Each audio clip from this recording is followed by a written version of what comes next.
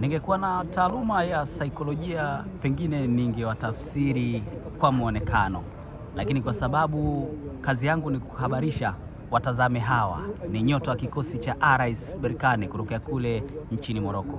Sijui maumbo na nyuso zao zitakuwa zinatafsiri nini kwa kile kinachoonekana na kile wanachokiamini kwenye mioyo yao, lakini tunachoamini ni kwamba maandalizi yao kuelekea fainali ya kombe la shirikisho barani Afrika, licha ya yote, hapa wanakwenda kuhitimisha yale mazoezi ya kikanuni. Karibu tena katika dimba la New Amani Complex hapa visiwani Zanzibar. Hawa hapa wakilishi wa nchi ya Morocco wako hapa tena kumenyana dhidi ya wakilishi wa Jamhuri ya Muungano wa Tanzania, Lunyasi Wekundu wa Msimbazi Simba.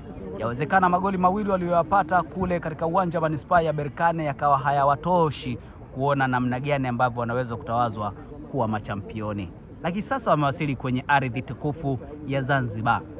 Mwaka 1964 Sheikh Abeid Aman Karume alitangaza rasmi kuwafurusha Waarabu na kuitwaa ardhi hii tukufu kwa mikononi mwa wazalendo wa Zanzibar.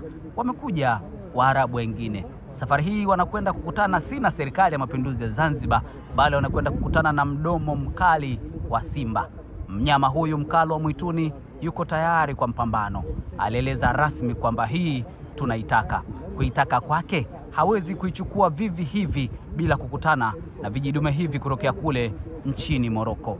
Maandalizi yakoje? Tunasubiri kuona. Karibu nikushuhudie mazoezi ya mwisho wa kikosi cha RS Berkane kuelekea kwenye mchezo huo wa fainali ya kombe la shirikisho barani Afrika baina yao na kikosi cha Wekundu wa Msimbazi Simba. Mchezo unaotaraji kuchezwa majira ya saa 10 za jioni kwa saa za Afrika Mashariki hapa katika dimba la New Amani Complex kesho Mei 25 mwaka 2025. Kabla ya kuanza kwa mazoezi ni wakati wa shura. Tunaita shura ama kikao kidogo, wakijadili kuona namna gani ambavyo kama si dua basi ni mjadala mdogo wa kutafsiri kile wanachokwenda kukutana nacho.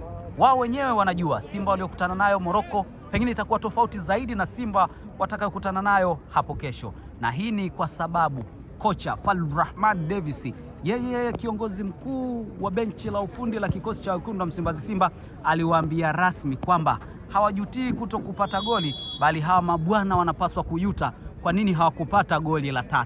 Tafsiri ya kauli hiyo itakwenda kuonekana hapo kesho katika dimba hili la New Amani Complex. Usisahau kwamba Lunyasi mpaka wanaingia katika hatua ya fainali, goli la Jean Shazia huwa katika uwanja huu ndio ambao liliwapeleka fainali. Sasa wako hapa tena kwenye kampeni si ya kusonga mbele bali ya kuhitimisha mashindano.